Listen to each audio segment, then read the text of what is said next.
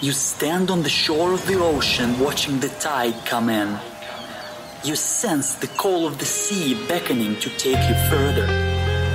You step forward little by little, not knowing what to expect, but expecting more.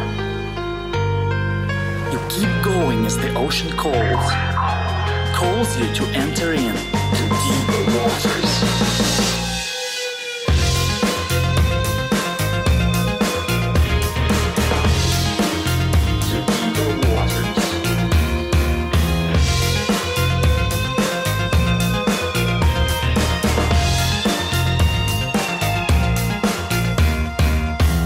Hello everyone, and welcome to the Deeper Waters podcast. I am Nick Peters, your host, seeking to bring you the very best in Christian scholarship and apologetics, and today is an exception. In fact, it's our first one to that. I've actually got an atheist on the other line with me here, someone who's been requested a number of times, and then I went to my Facebook group and said, so, how would you guys like this? 99% of you are, on my Facebook page, said yes. Which is what Dan Brown calls a close vote, by the way. So, we are going to be talking about two common claims that we hear from atheists today. First, Jesus never even existed. And second, the Middle Ages was a time where Christianity ruled the world, and it was the Dark Ages, and science was outlawed or banned or not pursued at all, whichever one you want. It was anti-science. And to discuss that, I've actually brought on Tim ONeill. He's an atheist, skeptic, and rationalist who's a subscribing member of the Atheist Foundation of Australia and a former state president of the Australian Skeptics. He's contributed to many atheism and skepticism fora over the years and has a posting record as a rationalist that goes back to at least 1992. He has a bachelor's degree of honors in English and history and a research and master's degree from the University of Tasmania with a specialization in historicist analysis of medieval literature. As a rationalist, he believes strongly that people should do all they can to put emotion, wishful thinking, and ideology aside when examining any subject, and that they should acquaint themselves as thoroughly as possible with the relevant scholarship and take account of any consensus of experts in any field before taking a position, which is why he began his blog in October 2015. After over 10 years of seeing supposed rationalists, most of them with no background in or even knowledge of history, using patent pseudo-history as a basis for arguments against and attacks on religion, he felt someone needed to start correcting the popular misconceptions about history which are rife among many vocal atheist activists. He also felt there needed to be some pushback by a fellow unbeliever against several fringe theories and hopelessly outdated ideas which have no credibility among professional scholars and specialists, but which seem to be accepted almost without question by many or even most anti-theistic atheists. History for Atheists has grown out of these convictions. In the years since he began this blog, he has won a number of fans and supporters, but also gained a few detractors and hecklers. That's the nature and rough and tumble of the internet. If you visit, if that's your first visit, he asks you try to put assumptions, a priori positions, and emotional preferences to the side and look objectively at the evidence and arguments he presents. If we preach objectivity and dispassionate, well-informed, rational analysis to others, we need to be prepared to practice these things ourselves. Remember, it's usually only by discovering we have been mistaken about something that we can learn something new. Tim, welcome to the Deeper Waters podcast. Thanks, Nick. What? I was just about to say that it's a very good introduction, but I suppose I would say that because I wrote it. So, yeah, you're a little bit biased there, I think. Yeah. Now, if my audience doesn't know much about you, how did you get to be doing what you're doing here? Well, I suppose it was pretty much what you just said. I despite what you might read from some of my detractors, I am an atheist and have been for my entire adult life. So that's about 35 years so far. But I'm also very interested in history. And one of the things I've noticed is that a great many people who are not just atheists, but are of what I refer to as new atheists, so of the anti-theistic and anti-religion variety of atheists, were the ones you hear about and hear from the most. They tend to come from a science background. A great many of them seem to come from the new atheist.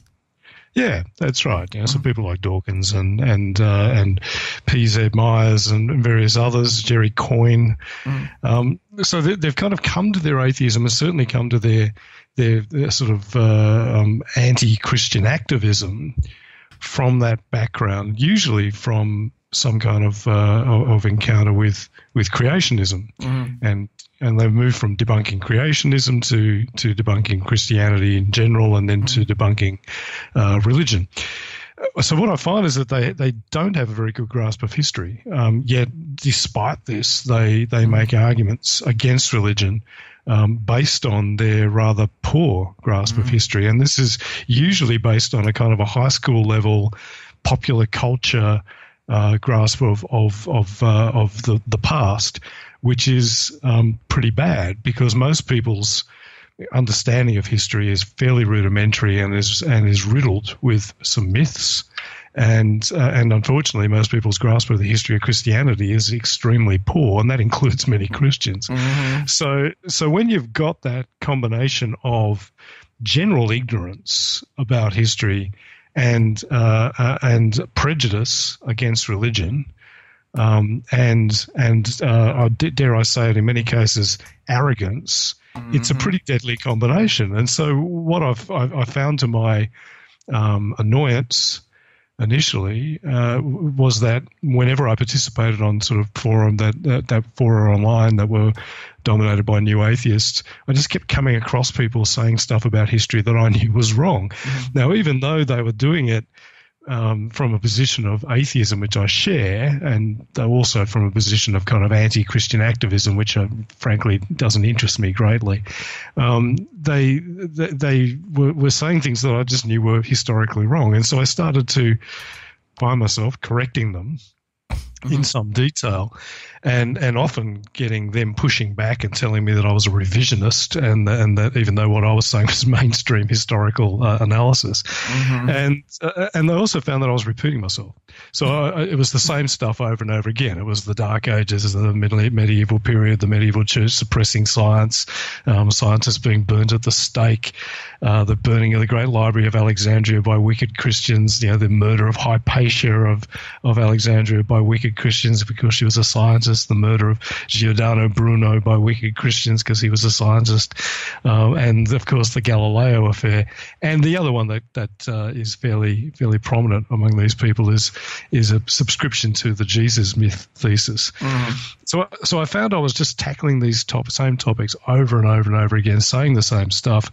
And that got a bit boring. I've got a fairly busy life and a fairly active and successful career. So what I decided to do was start writing a blog where I could actually write some quite long and fairly comprehensive articles on these topics, so that I just had to say it once, and then from then on, whenever I came across those arguments or errors, I would just be able to say, well, no, as I detail here, that's not true.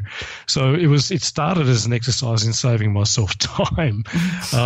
It's turned into, I suppose, a bit more of a consuming hobby than I originally intended. But it also has garnered a great deal of my blog has garnered a great deal of attention and some high praise from very serious people. Dame Avril Cameron, who is literally the grand dame of British late Roman history, sent me an email a couple of months ago saying that she thought my blog was fantastic. Professor Tim Whitmarsh, who's a classics professor and an atheist who's written a history of atheism in the ancient world, is also a fan. And I've got a number of other scholars who like my stuff, including many Christian scholars. Larry Hurtado is also a fan. And of course, that last point is one that some of my detractors seize upon, and the fact that I'm talking to you, Nick, will almost certainly be used as ammunition, because one of the ways in which some of my less fan-like readers try to dismiss me is by saying that I'm actually not an atheist at all. I'm actually a Christian, or a crypto-Christian. In fact, here's a quote from our mutual friend, Richard Carrier. You mean the unemployed, polyamorous, prominent internet blogger who's banned from Skepticon, Richard Carrier? Yeah, that's the guy. Yeah, doctor. But let's be very clear. He's an Ivy League graduate with a PhD from Columbia, which I absolutely respect. He has excellent training and excellent qualifications, whatever else you can say about them. Here's what he says about me. This is on a YouTube interview a few weeks ago. He says of me, I swear he's a crypto-Christian, that he's actually posing as an atheist, pretending to be a Christian. I think he means pretending to be an atheist, because the stuff he writes sounds way too fawning on Christianity. And anyway, so too much like Christian apologetics, really. Very, very similar, very similar. That was his comments on me. He also recently wrote a whole article on me where he talks about how he has dealt with the lies and slanders and tinfoil hat conspiracy of the pseudo-atheist shill for Christian triumphalism, Tim ONeill. In the same article, he says that I lied 14 times. He calls me a liar no less than 7 more times, and that's in addition to, I believe you guys pronounce it ass crank, hack, tinfoil hatter, crank, stupid, and delusionally insane. So he's not a fan. But then again, I've given some fairly strong and quite detailed critiques of his stuff, which we might come back to. But this is one of the ways that they try and dismiss what I say. What is distressing is that so many of these supposed rationalists, my fellow rationalists and fellow skeptics, respond in this completely irrational way. I mean, anyone who reads my stuff can see that I'm not a Christian. Anyone who reads my stuff knows that I am very much an atheist and a skeptic. I'm just consistent about it. I don't, and I don't believe in accepting stuff about history, for example, or anything really, just because it fits some kind of anti-Christian ideology. I think that's a form of weird fundamentalism, and that's meant what we rationalists are meant to be against. Yeah, I've got a saying that many an atheist goes on to accept the existence of a historical Jesus and go on to lead meaningful and happy lives. Yeah, exactly. Yeah, that is strange, isn't it? Look, and this is the other thing I think we need to be very clear on. There is no sort of complete correlation between, say, Jesus' mythicism and atheism, because the two things have got virtually nothing to do with each other. I mean, one is a position on the existence of God, and the other is a position on the existence of a human being. Now, whether that human being was God is a separate theological question and Christological question. But I fully accept that there was a historical Jesus. Now, obviously, I fully accept that it is most likely that there was a historical Jesus. I can't prove it. And you and I agree on that. We disagree on who that guy was. Absolutely. And disagree on a great many, possibly most, of the claims made about him in the Gospels. But the two questions, whether or not God exists and whether or not Jesus exists, are two separate things. So virtually all of my friends are atheists. I mean, I live in Australia, which is a pretty secular and quite generally religious sort of a place. So all my friends are atheists. None of them accept Jesus' mythicism. So I find mythicism seems to be much more prominent among those anti-Christian activist style of atheists. Yeah. It also does seem, and I'm not making any kind of comment here based on any kind of statistics, but it does seem to me that it is much more prominent among American atheists than among atheists from other countries. And I suspect this is because to be an atheist in America, you do have to have a fairly contrarian turn of mind because it's a very Christian culture. Secondly, I think it's also because many atheists in the United States come from a fundamentalist Christian background and so swing from one extreme, Jesus is Lord, to the other extreme, Jesus didn't exist, because they tend towards a kind of an absolutist, all or nothing kind of thinking. And I've heard fundamentalist Christian pastors say you can't just believe bits of the Bible. It's either all true or it's not. None of it is true. Oh, gosh. So these guys seem to be sort of taking that and then swinging it the other way and sort of saying, well, I've had people say to me, well, if this bit in the Gospels isn't true, if the two accounts of Jesus' infancy contradict each other and possibly aren't true and are really more theological statements, then that means none of it is true. And they can't seem to grasp that that doesn't actually follow. Just because there are stories about someone that aren't actually historical doesn't mean everything about that person isn't historical. Just because we know that the story of George Washington chopping down the cherry tree and then saying, I cannot tell a lie, is apocryphal and didn't actually happen, doesn't mean that George Washington didn't exist. It doesn't make sense. Yeah. But these guys seem to only be able to think in black and white. Yeah, to paraphrase the words of Jesus, what I often use about many atheists I meet online, it's, these people honor reason with their lips, but their heads are far from it. Exactly, yeah. So let's talk about Jesus here, Sam, and what he said. Do you mean one of the first things that come up is that, well, if Jesus was such the awesome figure that he's seen to be in the Gospels, don't you think other people would have talked about him? Yeah. So I think we've got two different questions there. One is Jesus the awesome figure that is described in the Gospels? Mm-hmm. And the other is did Jesus exist at all? Mm-hmm. And what tends to happen is mythicists, particularly of the more naive variety. I should point out that people like Carrier, for example, don't use this argument. But you come across this argument all the time. There should be contemporary references to Jesus if Jesus was this amazing guy. But what they do is they then make a jump from not from that to therefore Jesus wasn't exactly the way he was described in the Gospels, but they jump from that to therefore Jesus didn't exist at all, which doesn't actually follow. Mm-hmm. So it could be that Jesus wasn't exactly as he was described in the Gospels, and as I would believe was simply a Jewish preacher preaching to some other peasants in a fairly backwater part of a backwater province in the eastern end of the Roman Empire. But that doesn't therefore mean that the fact that guy didn't get mentioned in contemporary sources means that guy didn't exist. We wouldn't actually expect someone like that to be mentioned in contemporary sources. Mm-hmm. And what I point out to people who make this argument is the way you work out how attested someone should be is by looking at analogous figures. So a lot of people say, well, we know lots about people in the ancient world. Look at all these sources we have for Julius Caesar. Look at all these sources we have for the Emperor Augustus. We have nothing like that for Jesus, which is a patently, I would argue, I'd say to me that's a patently stupid argument. It sounds like saying, for instance, I live around Atlanta, where geez, we don't have as much information about the mayor of Atlanta as we do about President Trump. It's like, of course not. Exactly. Yeah. Exactly. That's right.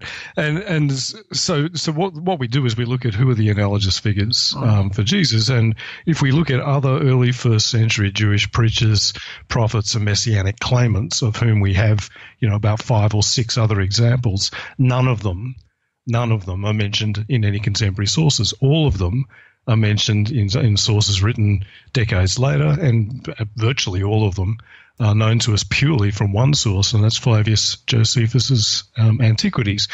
And Flavius Josephus mentions Jesus twice. One of those is obviously the so-called Testimonium Flavianum, which is dubious because we know it's been doctored, at least in part, if not wholly, by Christians. But there's a second one that the mythicists just try very hard to make go away, but doesn't. And that's the second reference to Jesus in Book 20 of that work. So this argument that there should be references to Jesus is more about the Jesus of the Gospels than it is about the historical Jesus that I believe in. So when people say, well, if he did these things, if he walked on water, if he raised people from the dead, if he rose from the dead himself, then this should all be noted. Well, then that's an argument that's really being made more towards people like you, Nick, than to people like me. Yeah. But I would even go so far as to argue that it could well be that he may have done. Even if he had done some miraculous stuff, our sources are so scanty and are so fragmentary that it isn't guaranteed that even if he had done some of the things in the Gospels that it would have been noted. If you look at the Gospels, most of the miracles are not done in front of vast numbers of people. They're usually done in front of his followers or in front of a very small number. There's a couple of exceptions to that. Feeding about 5,000, for instance. That's the obvious one, yeah. But that's so the other thing is that if we look at what the Gospels say about Jesus and how famous he was, even in the Gospels, which I would argue are boosting and exaggerating his fame and impact, they're not actually making terribly impressive claims. Mark's Gospel, for example, says that he became greatly famous and well known throughout the whole of Galilee. Well, Galilee's tiny. You can walk across Galilee in a day. Galilee was an absolute backwater, and even as far as other Jews were concerned, let alone some aristocratic Roman or Greek writer sitting in Corinth or Rome. So the idea that this guy was greatly famous across the whole of Galilee, well, that's not much of a claim. So even if we take the Gospels at face value, they're not really claiming that he was incredibly famous at all. They're claiming that he was greatly famous in his own backyard, which isn't very impressive. Yeah, I often think that I can picture a historian sitting in Rome being told, hey, there's a guy over in Galilee who's a crucified preacher, and he was claimed to be the Messiah and risen from the dead. Next. He's not interested in it. He's not going to bother investigating the claim. This is the argument that they make. You know, they try to make this argument from silence, and so they say things like, well, Seneca wrote about religion, but Seneca didn't write about Jesus, therefore Jesus didn't exist. So, well, Seneca didn't write about absolutely every religion in the Roman Empire. Seneca also had very little interest in Jewish affairs. In fact, Romans generally had very little interest in Jewish affairs. They considered the Jews to be weird. Tacitus wrote a passage about the Jews where he basically said that their religion was disgusting and strange. But on the whole, they just completely ignored the Jews, apart from when the Jews, rose up against them and fought major wars against them, and then they documented that a bit. But most of our information about anyone Jewish in this period comes from two writers. One is Philo of Alexandria, who mainly wrote theology and would occasionally mention a couple of historical people from his time in passing. And the other is Josephus. Without Josephus, we would know virtually nothing about anyone in the first century, any Jewish person in the first century AD. Yeah, and I think you've also pointed out that by this argument of no contemporary mention, whatever that means exactly, that's still vague, we wouldn't have reason to believe in, say, the existence of Hannibal or Queen Boudica or the German general Arminius. Yeah, well, this is one of the problems with this argument. If you apply it consistently, then it becomes quite ridiculous. But what I find is the people who try to apply it aren't actually interested in history. They're just interested in debunking the idea of Jesus. So they don't care. But if you take Hannibal, for example, we have no contemporary accounts of Hannibal. Right, none. Now, this is one of the most famous people in the ancient world. A great general up there with Julius Caesar and Alexander the Great, was renowned throughout the ancient world. Had a career that spanned the entire Mediterranean for decades, and yet we have just one reference to him that actually dates from his lifetime, and that's a fragmentary inscription by an epitaph by the Roman general Fabius, who managed to score a few defeats on him in his campaign in Italy. That's the only, this one fragmentary inscription is the only reference we have that actually mentions Hannibal from his actual lifetime. So people often say to me, well, we do have stuff from around his time. Polybius wrote an account of Hannibal's career, and Polybius was a contemporary of Hannibal's. He lived at the same time as Hannibal.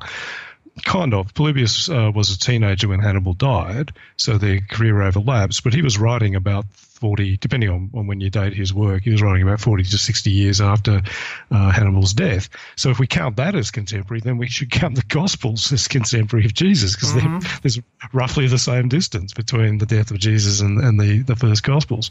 And if we say that a source that mentions Hannibal is contemporary simply because the life of the writer overlaps with the life of the person being described, even though the source itself was written much later, then Paul is contemporary, because Paul was alive when Jesus was alive. He just didn't none of his writings that survive actually overlap with Jesus' life. They're 20 years later. So they try and have their cake and eat it as well. They try and say, well, this stuff over here doesn't count, but this stuff over here, that's okay. And this stuff that doesn't count, of course, is always the stuff to do with Jesus. So what I try and do is, I'm a rationalist. Let's be consistent. Is there any contemporary reference to Jesus? No, there isn't. Would we expect there to be? No, we wouldn't. And do we have contemporary references to other similar people? No, we don't. We don't even have contemporary references to much more famous people. So this is a stupid argument. It's such a stupid argument that, as I mentioned, there are several prominent mythicists who don't use it. And Carrier, to his credit, he is very good at boosting terrible arguments, but even he won't touch this one. This one's crap. Yeah. Well, and I have to say, I think I've got your bluff on one of those claims that you made about Josephus being the only one who writes about these Messiah figures, because, David Fitzgerald, that one of mine, has said there were scores of people writing about all these messianic figures and such, so obviously you're mistaken. Yes, my dear friend Dave Fitzgerald, another one of Carrier's acolytes.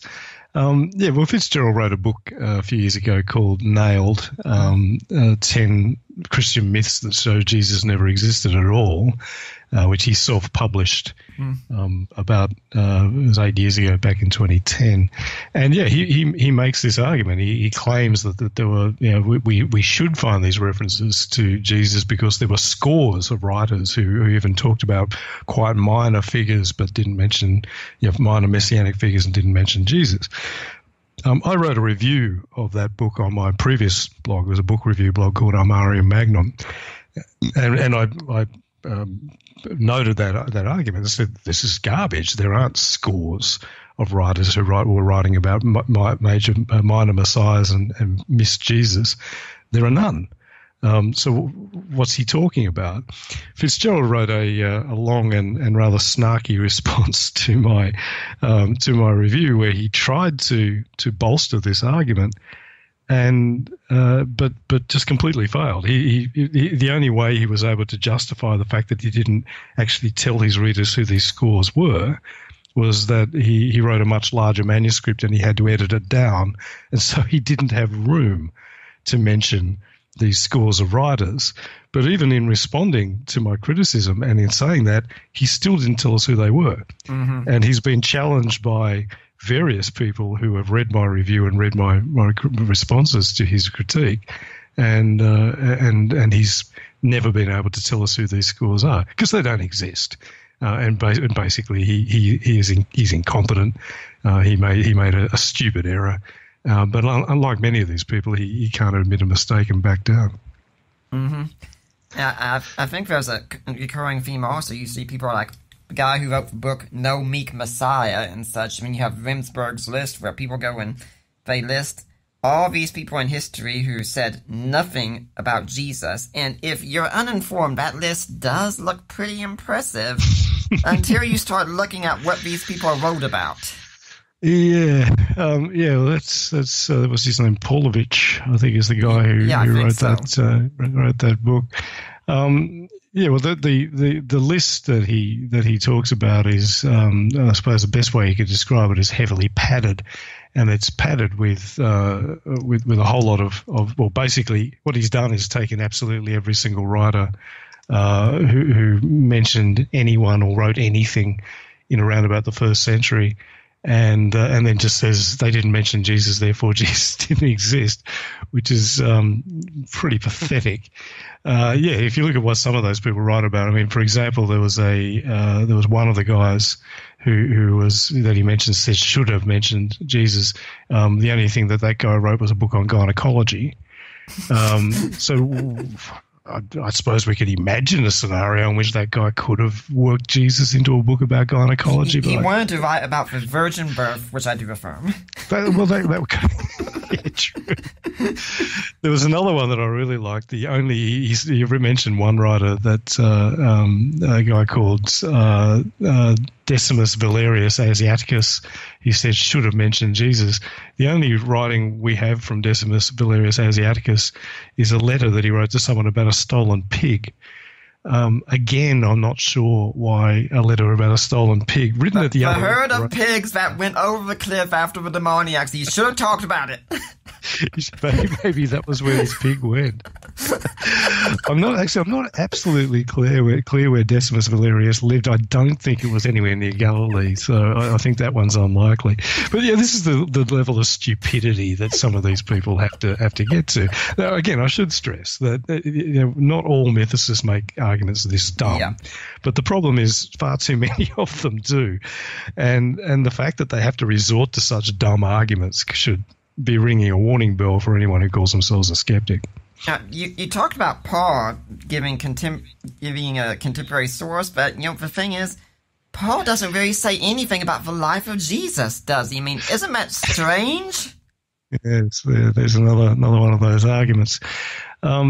This is one of the central planks of the form of mythicism, because there are many variant forms of mythicism, but the form that most of the atheist community, or the new atheist community, really prefers is they like this idea that was originally conceived of by a guy called Earl Doherty, who's another self-published amateur, but has since been picked up and championed and expanded by our friend Richard Carrier. And that's this idea that there was a proto-Christianity that didn't believe in a historical Jesus. It believed in a purely celestial Jesus who descended from the upper heavens, the seventh heaven, down to the lower heavens, but not to earth, and was crucified and died and rose from the dead there, and then ascended back into the upper heavens. This early form of proto-Christianity that believed in a non-historical, non-earthly Jesus then somehow gave rise to the form of Christianity that we know today, which believes in the historical Jesus, by writing historicized versions of this celestial Jesus story, which is set on earth. Now, there's all kinds of problems with this idea, but one of the big ones is that we have absolutely no overt description of any Christians who believe anything like this. We have no texts by this supposed celestial Jesus form of Christianity. We have no references to any text by it. We have no account of this idea in any of the extensive anti-heretical literature that we have from the first 3 or 4 centuries of Christianity that were keen to catalogue every variant form of early Christianity that they regarded as heretical, and yet for some reason seem to completely miss this one, which supposedly existed, and not only supposedly existed, but which also would have had a legitimate and accurate claim to being the original form of Christianity. Yet here were these critics of heresies writing about many heresies that didn't even exist, still exist in the time that they were writing, but still felt they had to account for them and debunk them. Yet they completely missed this one. This doesn't make any sense.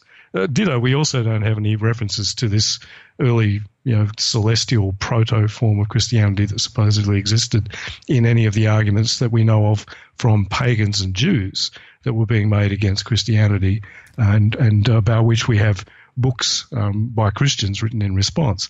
This would have been a killer argument for someone like Trypho or Celsus. What about you claim this stuff about your Messiah?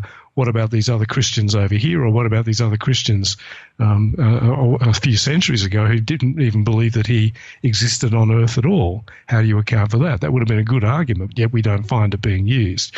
So the problem for mythicism of this form is that there's basically an evidential black hole at the center of their thesis. There is no evidence for the form of Christianity on which their entire argument depends. So what do? What they have to do is they have to take some of the texts that we do have and reinterpret them so that they can claim that they were actually being written by people who believed in this celestial Jesus form of Christianity. And so one of the things they do is they take the letters of Paul and they say, Paul doesn't say anything, as you just said, doesn't say anything about a historical Jesus. Therefore, Paul didn't believe in a historical Jesus. He believed in a purely celestial Jesus. So there's our evidence that this purely celestial Jesus, this original form of Christianity, actually did exist. The problem with this argument is that Paul did refer to Jesus as a earthly human being. So he says that he was born as a human, from a human mother, and born a Jew. That's in Galatians 4:4. He says that he has a human nature and was a descendant of King David in Romans 1:3. He says that he was a descendant of Abraham in Galatians 3:16, and that he was a descendant of the Israelites generally in Romans 9:4-5. He says he was a descendant of Jesse, Romans 15:12. He talks about teachings that Jesus made during his earthly ministry, that's on divorce, 1 Corinthians 7:10, on preachers, 1 Corinthians 9:14, and on the coming apocalypse, that's 1 Thessalonians 4:15. He says that he was executed by earthly rulers, 1 Corinthians 2:8, that he was crucified. There's about 5 references to that, but for example, 1 Corinthians 1:23, 2:2, 2:8, and so on, and that he died and was buried, 1 Corinthians 15:3-4.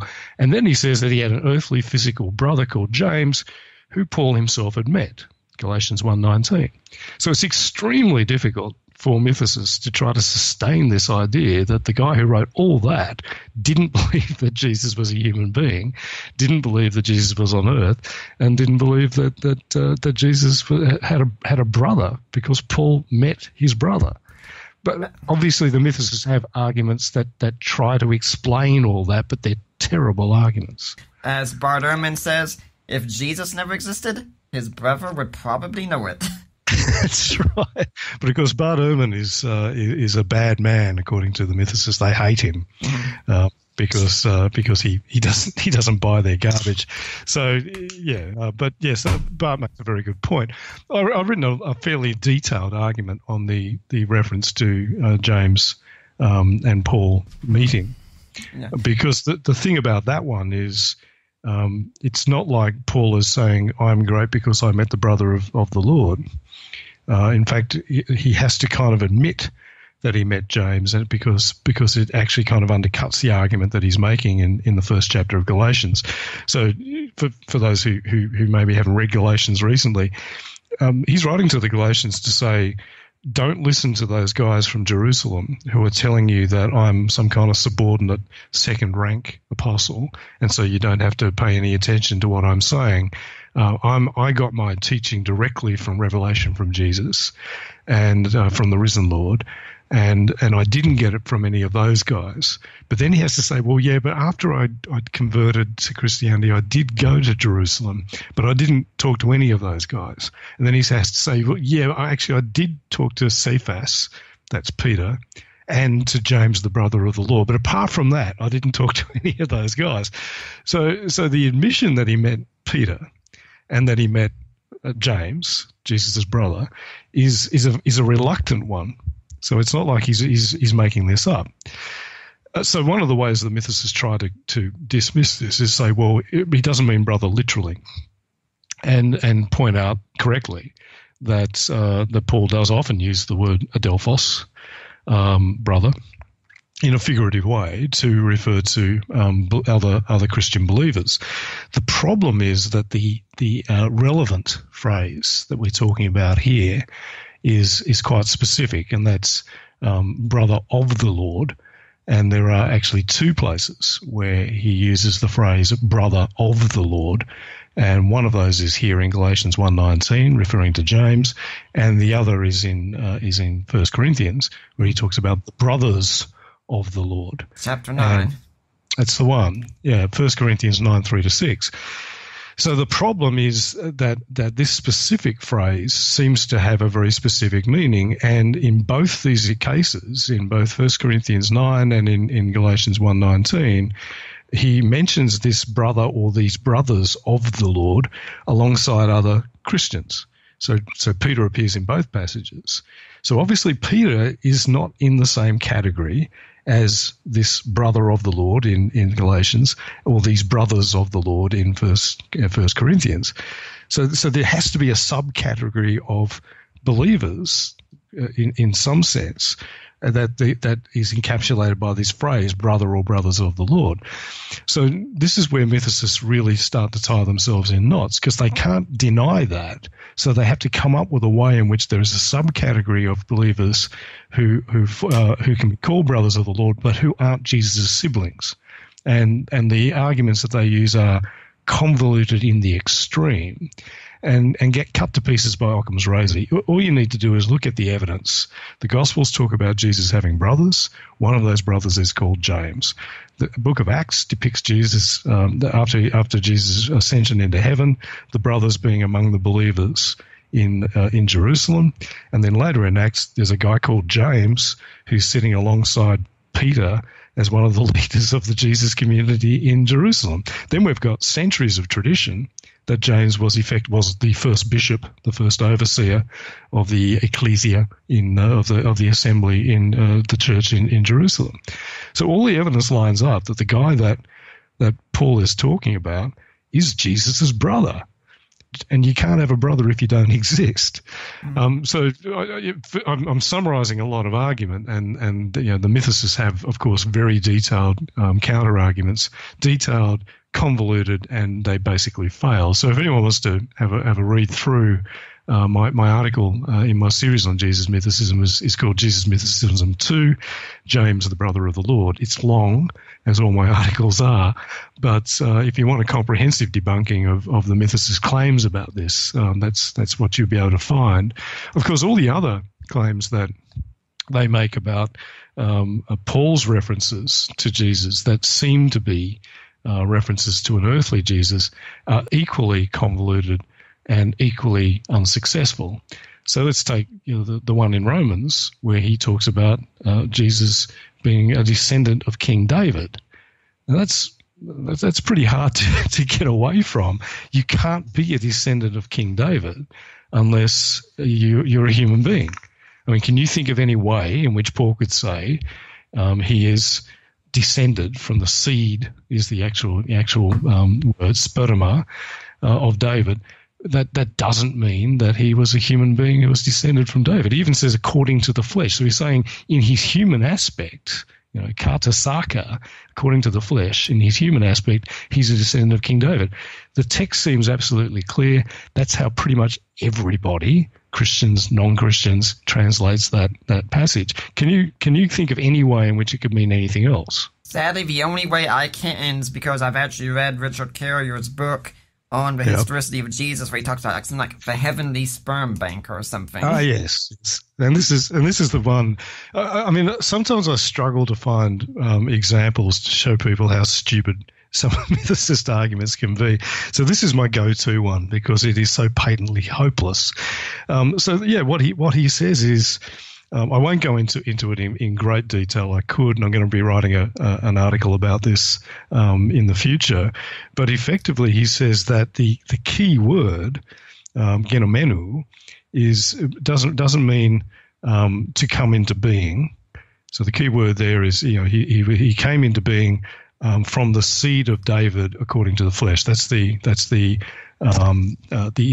literal translation of the passage in Romans 1:3. So he says the genomenu doesn't mean came into being, which is the primary meaning of the relevant verb, genomai. He says it means manufactured. So he says that he was manufactured from the seed of David.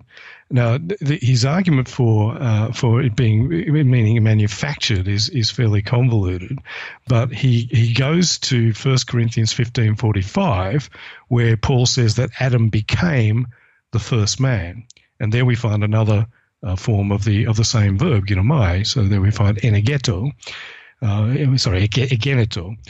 which is the aorist indicative third person singular of the same verb. So he's saying, well, he became the first man. If Adam became the first man, how was Adam born? Well, he wasn't born, says Carrier. He was made out of dust. he was manufactured. So this means, according to Carrier, that this verb can actually mean not come into being, which is its primary meaning, but can also mean manufactured. Now, this is despite the fact that I can't find this verb being used to mean manufactured anywhere in the entire corpus of Greek literature. I may have missed something, but I can't find that anywhere. So the whole argument that it means manufactured depends on this passage from Paul, where he talks about Adam becoming or being made as the first man. Problem, Paul in that passage about Adam is referring to Genesis 2:7. And if we look at the Septuagint, the Greek translation of Genesis 2:7, which Paul would have been familiar with, what it says is, and God shaped the man from dust taken from the earth, and he breathed into his face, and Adam became a man with a living soul. The problem here is that, yes, there is a form of the verb, ginomai, in that passage. It's the bit where he says, and he became a man. The bit about him shaping Adam out of dust doesn't use that verb. It uses a completely different verb, plasso, which means to form. So yes, Paul in 1 Corinthians 15:45 is saying that Adam became the first man. He became the first man when he made a transition from one state, inanimate object, to another state, living, breathing human. Mm-hmm. And he's saying about Jesus that he made a transition from one state, celestial being, to another state, a human according to the flesh, and a descendant of King David. So ginomai in this particular passage in Romans 1:3 does not mean manufactured. It means what it says. He came into being in human form, according to the flesh, kata saka, as of the seed of David. What Carrier then does is he homes in on that word seed, which in Greek is sperma, or spermatos. So that's a form of the word sperma, meaning seed. If we look at how seed is used in the Old Testament, again turning to the Septuagint, the Greek translation, we find that it gets used in a variety of ways. And what Carrier does is he looks at 2 Samuel 7:12-14. And he said, which says, and it will, when your days are over and you rest with your ancestors, I will raise up your offspring to succeed you, your own flesh and blood, and I will establish his kingdom. He is the one who will build a house for my name, and I will establish the throne of his kingdom forever. This is God speaking to David through the prophet Samuel. And what Carrier argues is, well, obviously this is referring to Solomon, the seed of his own flesh and blood, who will build a house for my name. That's David's son Solomon.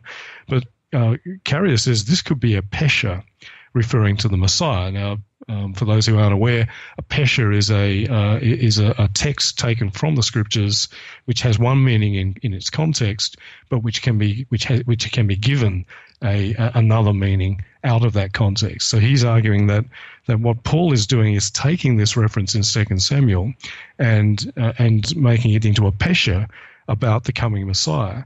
And so what he argues is that when Paul says in Romans 1:3 that he was manufactured from the seed of David, what he's actually doing is he's referring to the idea that God took some actual semen from David and took it and put it in a sperm bank in the sky, a cosmic sperm bank. This is he carries exact words. It would not be unimaginable, he writes on page 576 of his book on the historicity of Jesus, that God could maintain a cosmic sperm bank. So what he's doing is he's taking the word spermatos, absolutely literally. It's not referring figuratively to the seed, therefore the descent of David. It's referring to his actual semen. He's saying that Paul is referring to an idea that God took physical semen from the testicles of David and kept it in the sky, and then manufactured a physical Jesus in the heavens out of that semen. Does that sound plausible to you, Nick? Not at all. I mean, if Sarah's, it's not that God couldn't do this, well, yeah, and God could make it that I could jump off of a third story here in my apartment, I could fly. Excuse me, I'm not going to test that theory. Yeah. So the problem. I mean, I've already gone through the problem with the fact that the genomenu doesn't mean manufactured. There's a further problem in this passage and with Carrier's fanciful interpretation, in that spermatos can refer to semen. If we look at the uses of it in the Old Testament translation, in the Septuagint, it can refer to semen.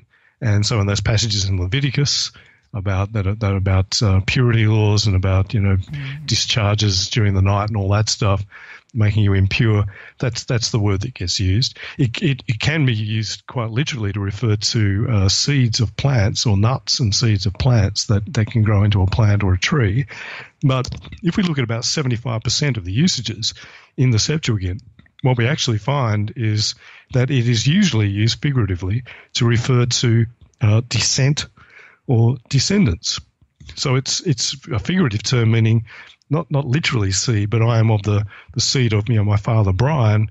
I am his descendant, right? Mm-hmm. And that seems to be what Paul is saying here. So Paul is not saying he was manufactured out of semen kept in a cosmic sperm bank in the sky. He's saying he came into being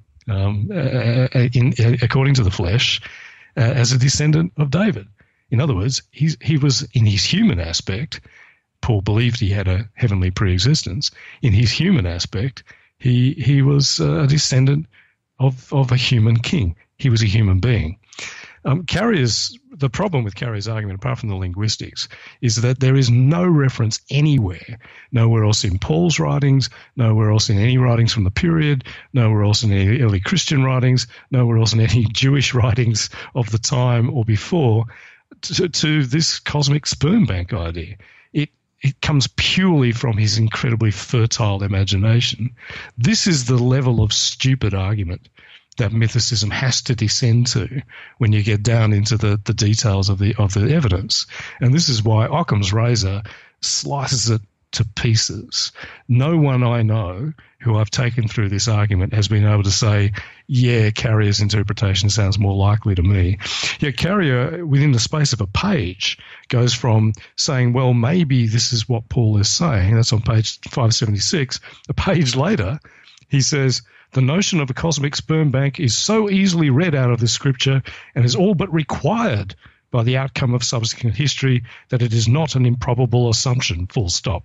That's page 77. So in the space of a page, it goes from, here's a way I can tie myself in knots to interpret this passage in this highly speculative way, to it's not improbable. In fact, he's since written a blog article about this argument saying it is the most likely way that with this passage should be read.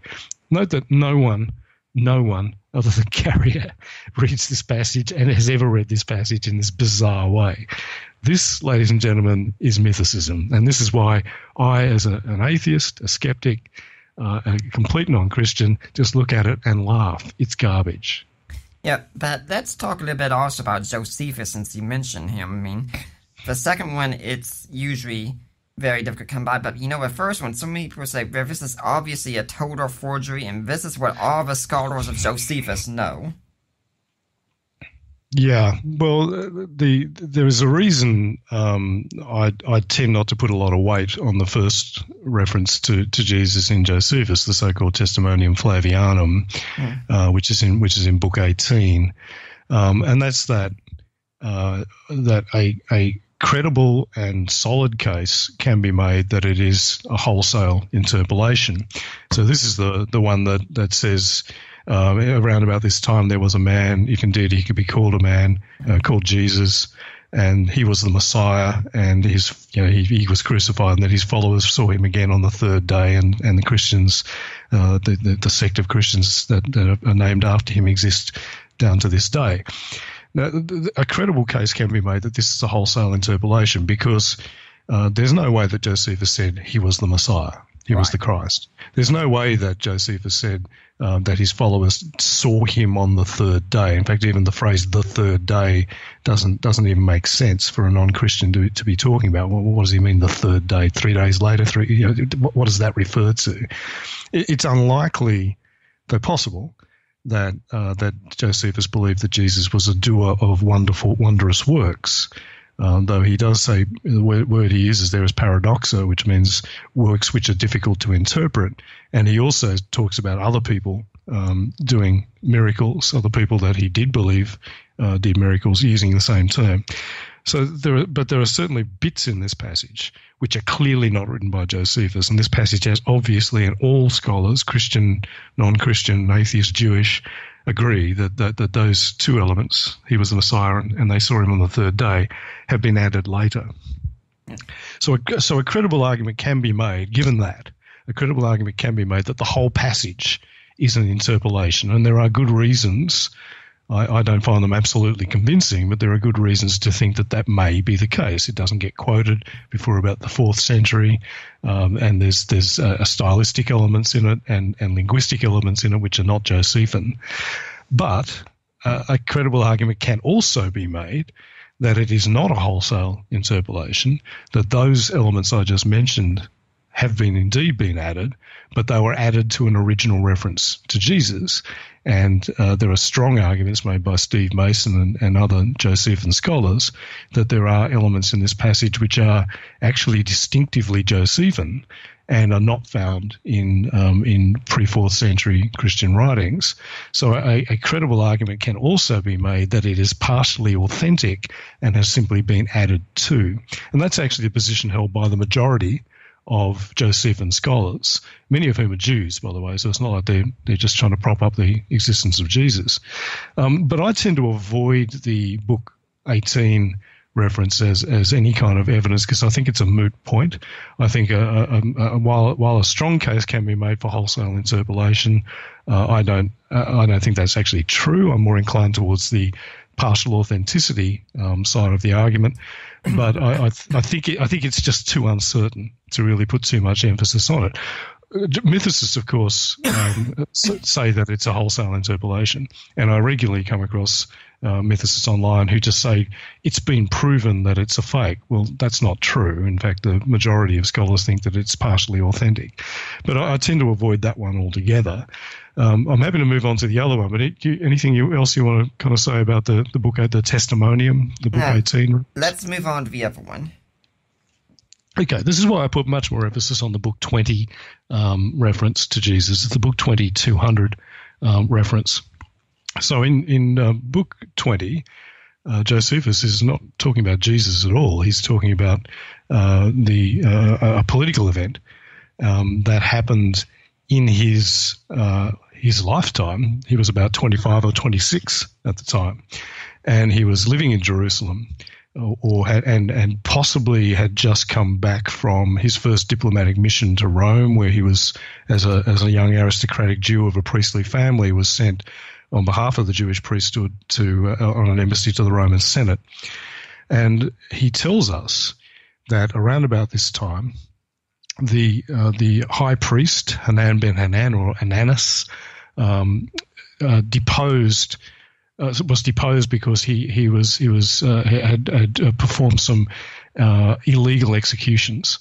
So the Roman prefect had died in office, and while he was still waiting for a replacement, the high priest decided to execute some people, which was against the way things were meant to be. He then got deposed as a result and replaced as a high priest. But one of the people that Hanan executed was, as Josephus puts it, was the brother of that Jesus who was called Messiah, named James.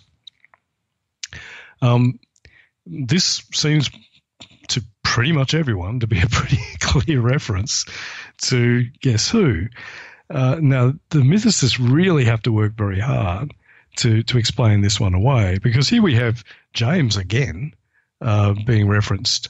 He's being referenced by a younger contemporary who was in Jerusalem at the time and who was almost certainly fairly closely following the events because he was a member of the priestly family himself. So this would be like the son of a young Republican, the young son of a Republican senator, remembering the resignation of Richard Nixon. It's not something that you would forget if it happened in your early 20s. And he mentions in passing that this James who was executed was the brother of that Jesus who was called Messiah. And it's also interesting that he uses that phrase, who was called Messiah, legomenu Christou, because he's not saying who was the Messiah. He's just saying he was called the Messiah. And he's just identifying Jesus by what he was called. He's not claiming that Jesus was the Messiah. And we know that Jesus was called Messiah because that's the whole reason you guys are called Christians. Christos is the Greek form of that word, Messiah. So this one is tough for the mythicists to try and get rid of. One of the ways they try and get rid of is the way they always do and say it's a wholesale interpolation. That's a pretty tough sell though, because it's not like this is like the Book 18 reference where this reference has a clear apologetic purpose, at least in part. This one doesn't seem to have any apologetic purpose at all. It just mentions Jesus in passing. So the idea that a later Christian scribe would invent this whole story, quite a convoluted story, just to slip in one reference to Jesus by reference to his brother in passing, that doesn't pass the sniff test. So that argument really doesn't hold up. So what they try and do is this. Later in the passage, Josephus says that when Hanan was deposed, he was replaced by another guy, and that guy was called Jesus ben Damnaeus. And so they say, right, well, the Jesus at the beginning of the passage, that Jesus who was called Messiah, and the Jesus at the end of the passage, that Jesus, son of Damnaeus, they're the same guy. So what Josephus is saying, they argue, is James was executed by Hanan, and James was the brother of Jesus who was called Messiah, and he was later replaced. And when Hanan was deposed, he was later replaced by Jesus, son of Damnaeus. That's the brother of the James that was executed. Problem with this, first of all, if that were the case, that would actually make a pretty good story. But it's not what Josephus says. It's a bit strange that Josephus doesn't say, and the guy that replaced him was the brother of the fellow that he had executed, because that'd be a pretty good story. But he doesn't say that. The second problem, much more important and significant problem with that argument, is that I've gone through the works of Josephus very carefully, because this is the kind of stuff I do, Nick, and I looked very carefully at the way in which Josephus uses these identifying appellations. He uses these identifiers to differentiate between different people who have the same first name. And the reason I did that is that Josephus has to do this a lot because a great many Jews had the same first names. There's about 12 names that were used for Jewish men in the first century AD. And so there's a hell of a lot of Simeons, a hell of a lot of Jacobs or Jameses, there's a hell of a lot of Jesus or Yeshuas, there's a hell of a lot of of the same names being used. And so Josephus regularly has to talk about Simeon, the son of Yeshua, or Simeon, the son of Jesus, or Judas from Gamala. So he has to use gentilics, where they were from, family relationships, brother of, the son of, or cognomen, who was called such and such. And so he has to use these identifiers quite a bit because of all these common names. What I found when I did that analysis was that nowhere in any of his works does he refer to someone by one appellation or one identifier in one part of the passage, and then later in the same passage refer to him by a different identifier, for the fairly obvious reason that would be incredibly confusing. It would make it look as though he's talking about two different people. And the whole point of him using these identifiers is to help his readers understand which Jesus he's talking about. So what he's doing in this passage is he's actually differentiating between the two guys called Jesus, which was about the sixth most common Jewish men's name of the time. So the first one he calls Jesus, who was called Messiah, And then later, to make it clear that this was a different Jesus, he calls him Jesus, son of Damnaeus. So this argument doesn't work. Yeah. Enter our friend Carrier. Carrier has another argument, of course. And in Carrier's version of this argument, he's saying that they are the same Jesus, but he says that the key words, legomenal Christou, who was called Messiah, have been added later. So originally the text didn't have that, and that it was originally written as a marginal note by a later scribe in the margins of the text, and then someone else came along, saw that marginal note, thought it was a correction, and added it into the text. So already he's piling suppositions on suppositions. So what he says is that the text originally just called him Jesus. So James, the brother of Jesus, was the guy who was executed, and then later on he gets referred to as Jesus, son of Damnaeus. So that identifies which Jesus we're talking about. Problem, again, the analysis that I did showed that never happens. So Josephus never refers to someone simply by their name when he introduces them, and then by their name with an identifier later. He always does it the other way around, because obviously when he's introducing someone, he wants to explain which person he's talking about.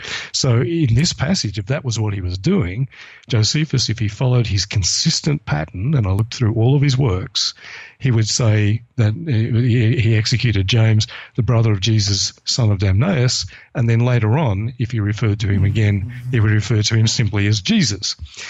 Carrier tries a second way to explain this passage. He argues that actually Jesus, son of Damnaeus, was referred to as Jesus, son of Damnaeus in both places in the passage, and that the first one was doctored so that the son of Damnaeus part was taken out and this marginal note, who was called Messiah, was put in. And then later on, he's simply referred to as Jesus, son of Damnaeus. This would mean that he was called Jesus, son of Damnaeus twice in the same passage. Problem, again, my analysis shows that nowhere in Josephus' work does he do this. He doesn't refer to people using the identifier the second time that he mentions them in the same passage. He uses the identifier when he introduces them, and then having done that and identify which Jesus he's talking about or which Simeon he's talking about, he just uses their first name. Unless, of course, he introduces a new character with the same name, and then he uses a different identifier for them and uses the identifier again to differentiate. So this is complicated, I understand, but this is what you have to do in order to unpick the arguments of mythicists. And what you find is when you do this kind of analysis, their arguments fall apart. Carrier is a guy who normally when someone critiques his work with something like what I've just explained, will respond immediately with a vast wall of text on his blog. I wrote this 2 years ago. Carrier only responded, I think he finally got around to responding a couple of months ago, simply because people kept saying, when are you going to respond to Tim O'Neill's argument about Jesus and James? And usually you don't need to ask Richard Carrier when he's going to respond to a critic. Usually he's right in there. So he obviously had a bit of a problem responding to this argument. And I won't bore you with the details, but if you go and read his response, it's pathetic. He hasn't even he doesn't seem to have even understood my argument, or he's misrepresenting it, one of the two. And that's the article I was referring to before, where he calls me a tinfoil hatter and a liar 17 times, and the guy seems to be a little bit rattled by this argument, because he knows I'm right. He knows his argument fails, but he's a narcissist and he can't admit that he's wrong. Back to reminder, when you're listening to Deeper Waters podcast, you got Tim O'Neill here, an atheist, talking to us about the historicity of Jesus, and we're going to be talking about science in the Middle Ages. But if you're here next week, we're going to have Ross Hickling on, and yes, he's going after Carrier too. He did his dissertation on Carrier and Carrier's arguments against the resurrection and why he thinks they fail. So if you're interested in more of this, come back next week. But now let's get back to Tim O'Neill here. And now, around maybe like the 4th century or so, 4th or 5th, there's a beacon of knowledge in the world, a place of astute learning, volumes of information dedicated to the knowledge of man. The Library of Alexandria, such a treasure to be lost, and unfortunately those darn Christians burned it to the ground.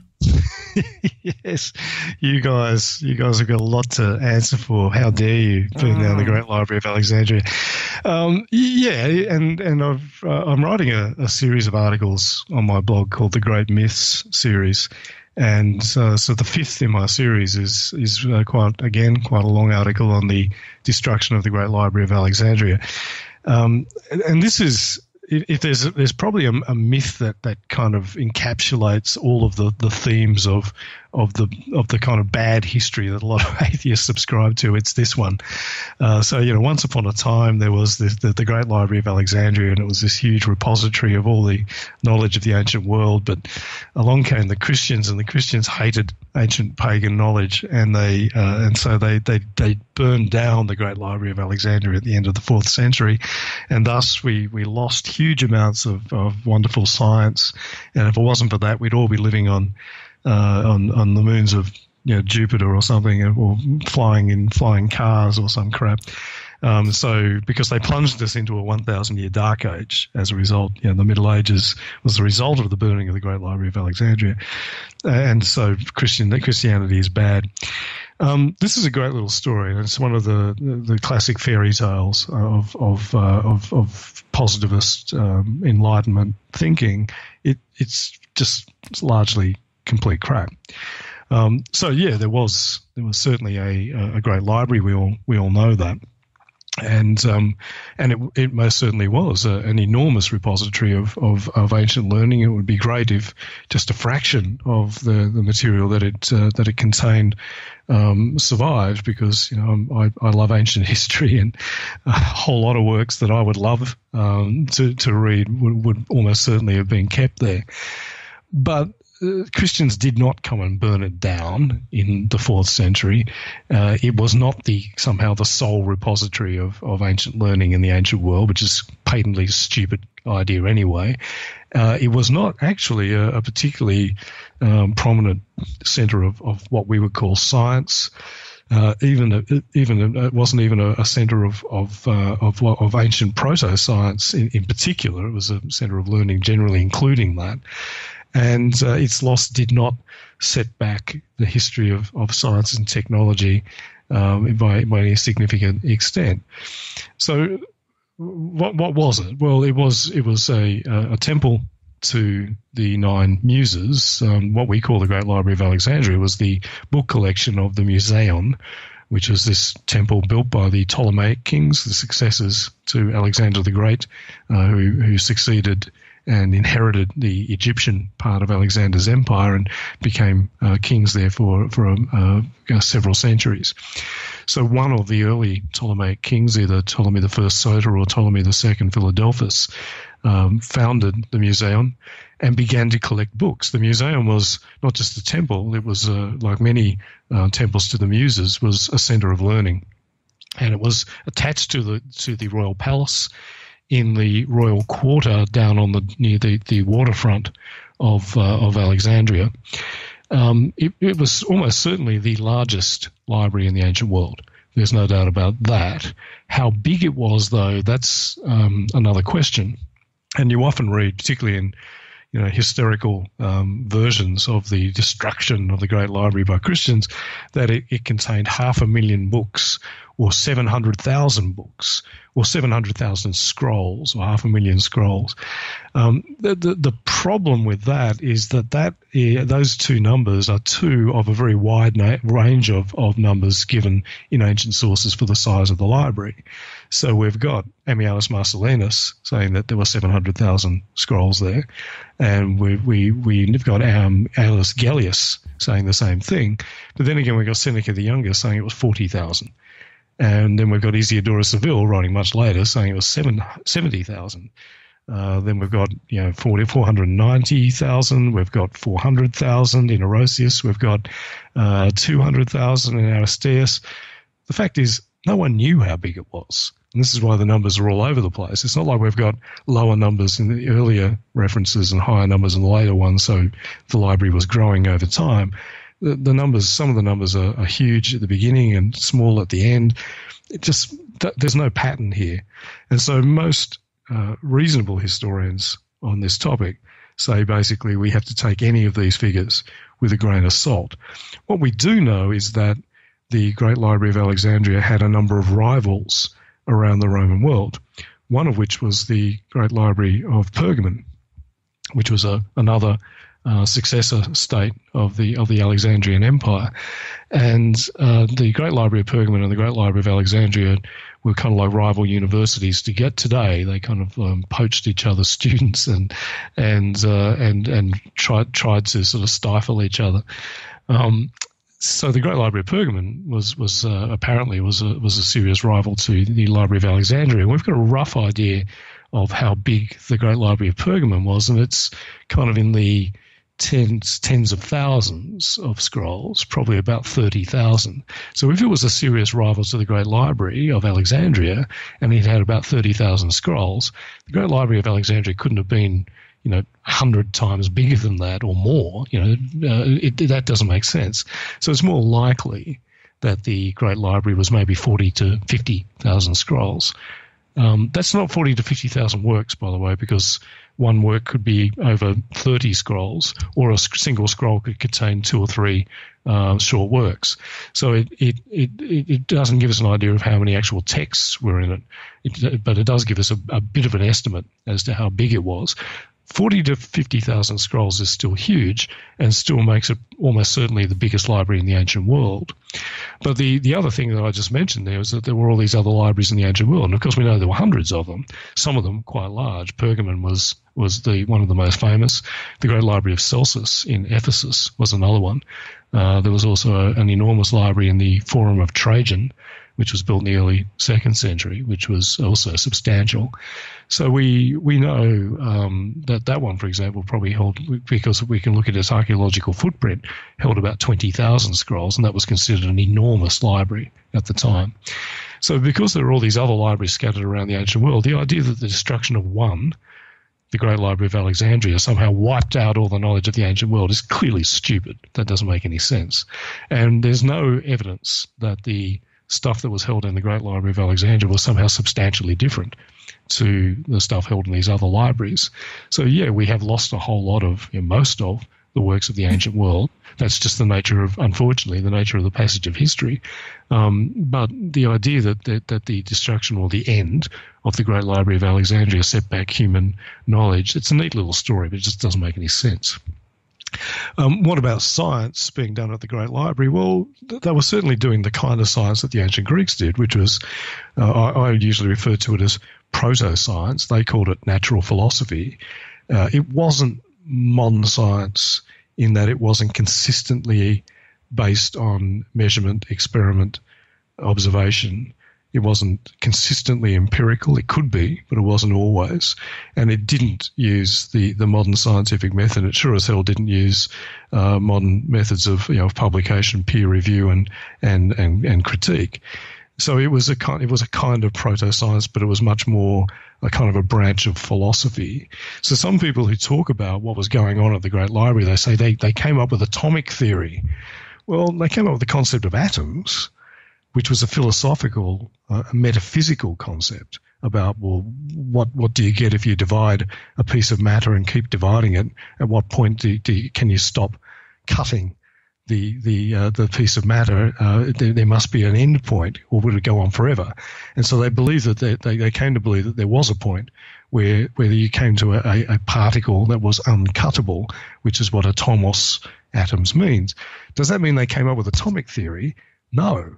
They came up with a philosophical concept of an uncuttable particle, but no one walked away from that conversation and said, I'm going to invent a machine to measure the atoms and to work out how they make up the universe. The beginning of modern atomic theory came out of chemistry in the 18th and 19th century. They took the ancient Greek word, that's the origin of the word, sure, but to pretend that people in the Great Library of Alexandria were sitting around discussing atomic theory in anything like the modern sense of the scientific word is completely ridiculous. There certainly were lots of people that we know were associated with the Great Library who did what we would consider scientific work. The obvious example is Eratosthenes. He's the guy who measured the circumference of the Earth using some basic geometry. But all of these guys were polymaths. So yes, they were doing that, but they were also doing a whole lot of other stuff as well. In fact, Eratosthenes was referred to as by his rivals as beta, which means basically the letter B, second rate, because he ranged across so many subjects. He was reasonably good at all of them and not actually particularly good at any of them, which was a rather bitchy nickname. And that's because all of these guys were doing other stuff. And when we look at the list of scholars that we know were associated with the Great Library or with the Museum, what we find is that the main thing they were doing was studying poetry, not science. In fact, they were mainly devoting themselves to the works of Homer and to the works of Pindar and the other great classical Greek poets, and also to the drama of the various Greek playwrights.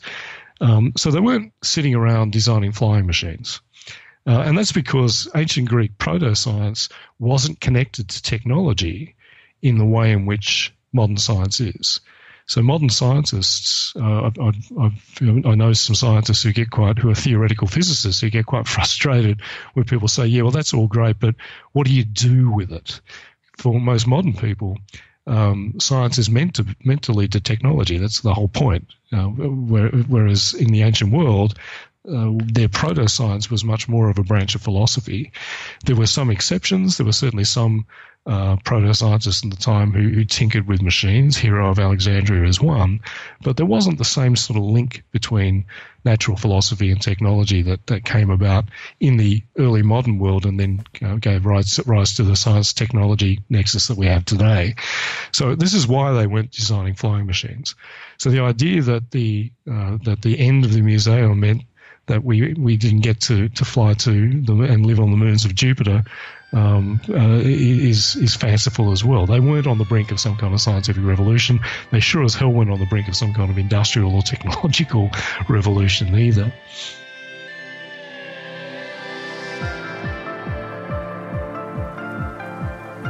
I'd like to remind everyone also at this point that you're listening to the Deeper Waters podcast. Everything we do is listener supported by people like you. We could really use your support. I mean, if you heard last week's show, I had some very painful dental surgery. I had to lose 2 teeth. I still hate thinking about it. And what you do to help us, it can really help fix that, because we've been told I need a bridge, and that's very hard to come by when you're kind of broke. So if you go to my page, deeperwatersapologetics.com, there's a link on the side that says Help Support the Work of Deeper Waters Christian Ministries. You click in there and you get taken to Risen Jesus. Have you gone to the right place? Yes, you have. Those are my in-laws, actually, Mike and Debbie Lacona. And my mother-in-law knows finances and clergy finances especially very well, and since we're a non-profit, that helps. So, you go and you click there and you make your donation. You get in touch with Mike or Debbie or me or Allie and say, hey, I made my donation. I want to go to Nick Peters. I want to go to Deeper Waters. And we will give that donation. It will be tax deductible. And you can also buy ebooks that I have written, such as A Creed for the Ages, The Apostles' Creed in Today's Christian, or co-written, Defining Inerrancy, Groundless, God and Natural Disasters, etc. And another thing, Tim, over there down under where you're at, do women like jewelry down there? Most of the ones I know do, yeah. Okay, we've got a jewelry store, guys. See, all around the world, women like jewelry. So you can buy something special at Lady in Your Life. Get in touch with me if you want some help. 25% of it will go to Deeper Waters. And guys, you know, words of wisdom I always give you at this point. You can buy something special at Lady in Your Life to make up that big screw-up that you recently did with her. Or you can buy something special that Lady in Your Life to make up that big screw-up that I know you're going to make with her. And if you can't do any of these, please do simple things like, share a podcast with a friend, share it on your wall. Go on iTunes and leave a positive review. You guys have no idea how much I love to see those. Tim, do you have any organization or such you'd like to see people donate to? No, all of mine are way too secular, Nick, so maybe not. Yeah. Okay. Well, maybe I'll just say go to Tim's blog and check out his work, and if you have a Patreon set up, go there. Fair enough. I don't actually. I'd fund it all myself. Yeah. Well, when you were talking about going to the moon and such, I remember how you once commented on John Loftus's blog with the graph that you now have on the article about the stupidest thing ever on the internet. The chart. Yeah, well, the chart is something that was invented by a guy called Jim West, and it's a graph that apparently shows the great impact that Christianity has had on technology, and it shows how technology was rising exponentially until around about the time of the supposed Great Library of Alexandria being destroyed by the wicked Christians. Then there's a huge sort of trough, which has a label saying the Christian Dark Ages, and then it begins to rise again after the Reformation and the scientific revolution. And this guy Jim West is arguing that if there wasn't for that big trough, then it would have continued to rise, and of course we would now all be living in some kind of technological wonderland. This is nonsense, of course. As I just said, the Greeks and Romans weren't actually on the brink of any kind of scientific or industrial revolution, and for some quite complex economic reasons, while they certainly did use mechanical power and machines and so on, they didn't have a lot of incentive to do that, mainly because they had a huge labour surplus in the form of millions and millions of slaves. And really we don't see any great harnessing of mechanical power until that situation changed in the early Middle Ages for some quite complicated economic and demographic reasons. And in the early Middle Ages, you had a labour deficit. And what do you do when you don't have enough physical labour? You build machines. And really we see the harnessing of particularly water power and wind power on a massive scale. The Romans had used certainly water power, but not on the scale that we see in the medieval period. And that was the beginning of the Western harnessing of mechanical power and the invention of machines for all kinds of things. Probably should quickly though just go back a little bit, Nick, and because I didn't get to the part where the Great Library did get destroyed. Okay. But I'll do it quickly. So okay. The myth is they turned up in the late 4th century. They burned down the Great Library because they hated knowledge. The truth is the Great Library didn't exist in the late 4th century. It had ceased to exist. And the reason it had ceased to exist is that it had been substantially damaged by Julius Caesar in the BCs, and had 47 BC he laid siege to Alexandria, accidentally set fire to, it seems, warehouses that housed a large proportion of the library collection. It existed beyond that though, but the end of the library was really in the 3rd century, when basically there was kind of a triple whammy. 215 AD, Caracalla troops went on the rampage through Alexandria, sacked the city, and almost certainly seemed to have at least done some damage to the library. Then, not too long afterwards, 272 AD, Aurelian stormed and burned the royal quarter where the library existed in yet another Roman civil war. And then Diocletian sacked the city in 295, and then it was devastated by an earthquake in 365 and a tidal wave, which swamped the lower portion of the city where the library was and deposited ships on the roofs of 6-story buildings well inland. So there was no great library in the 4th century AD. Where does the story of Christians burning the Great Library of Alexandria come from? Well, there was a daughter library in the Temple of Serapis, the Serapeum, which was outside of the royal quarter. It was a much smaller library, and a mob of Christians joined in the destruction of that temple in 391. But the problem there is there is strong evidence that the library that had existed in that temple didn't exist when that destruction happened, and there was no burning. I don't know where this burning of the Great Library comes from, but there was no burning. So was there did the Christians destroy the Great Library of Alexandria? No, because it had ceased to exist a century before they were in any position to be doing anything much. Did they destroy the Library of the Serapeum? It doesn't seem that way, because Ammianus Marcellinus, writing some decades before that, talks about the library and refers to it in the past tense. So it doesn't seem that there was still a library there. Libraries were expensive to maintain, and by the late 4th century AD, the pagan temple of Serapis was in a city that was very much and had long been dominated by Christianity, and so it probably just didn't have the money to maintain the thing. So was there a destruction of the Great Library of Alexandria by Christians? No. It's a good fairy story, it just didn't happen. Mm-hmm. Yeah, I think one other thing I should comment on right quick also is about Archimedes measuring the circumference of the earth and such. But don't we all know that those ignorant Christians and everyone else back then knew the earth was flat, so why would they be measuring the circumference? Yeah, well, this is the other one of the great myths. It's the myth that Christianity taught that the earth was flat. So everyone, particularly Americans, are very fond of this idea, and the idea is that the medieval church suppressed the ancient Greek knowledge that the earth was round, because the ancient Greeks worked that out.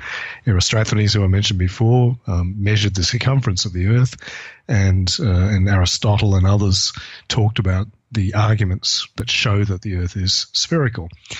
But the fairy tale is that the Christians came along and destroyed that knowledge, suppressed it, because the Bible says that the earth is flat. And so for, again, the 1,000 years of the Dark Ages and the medieval period, the medieval church taught everyone that the earth was flat, until Christopher Columbus came along and proved to them that they were wrong by sailing around the earth, not sailing off the edge, and discovering America. Now, this is a great story. The only problem with it is it's complete crap. The medieval church did not teach that the earth was flat. The idea that Columbus discovered that the earth was round was invented by Washington Irving, the American early 19th century novelist. Rip Van Winkle, right? That's the man. So in 1828, Washington Irving was commissioned by his publishers to write a fictionalized biography of Columbus, and it was meant to be released to coincide with one of the anniversaries of Columbus's voyage. So Irving, like any writer who gets given an advance by their publisher, said, yes, please, I'll do that. And then went and started to research Columbus and found that the story wasn't very interesting. Basically, Columbus got some funding to go on this sort of crazy voyage, took off to discover the Indies, accidentally crashed into what's now Cuba, and that's kind of the end. So he had to come up with something to spice the story up a bit. And so what he did was all novelists know that fiction has to be based on conflict. He invented a conflict. So he invented this idea that the medieval church taught that the earth was flat.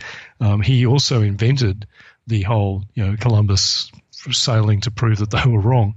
And the other advantage this had was he was writing in a period in which the United States was vehemently anti-Catholic and was looking for a kind of a hero as part of their founding myth, because the United States had only been around for a few decades at that stage, preferably one who wasn't English, because they were also still not terribly keen on the British. And so Columbus fitted the bill because he wasn't English, but the only problem was that he was Catholic.